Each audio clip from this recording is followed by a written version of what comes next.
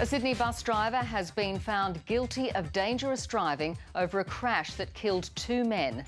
Louis Rojas told police he didn't see the motor scooter until it was too late. But his trial was shown security camera footage in which he appeared distracted for more than 3 minutes. Prosecutors say it was an accident waiting to happen. Louis Rojas had 12 years' experience as a bus driver when he left the depot in Kingsgrove last January. CCTV recorded him not wearing a seatbelt, fiddling with a ticket console and playing music on his phone. But it was when he adjusted his mirrors that disaster struck.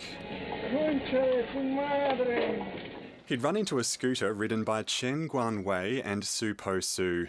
The men were thrown into the path of traffic. The guy's moving, but he just got collected by a bus. He was on a motorbike. It took a jury just a day to find him guilty of 2 counts of dangerous driving occasioning death. Did you touch your phone at all as you were driving from the depot?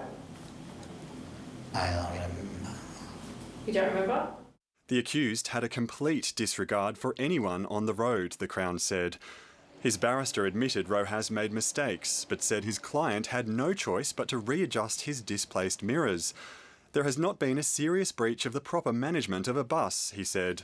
At the end of the CCTV footage, there was a sudden, loud thud, causing jurors to visibly flinch in their chairs. Rojas told the court that he was blinded by the headlights of oncoming traffic, but he made no mention of that during a police interview and told officers that he simply didn't see the scooter. I tried to avoid, but then it was too late. My client extends his sympathies for everyone involved.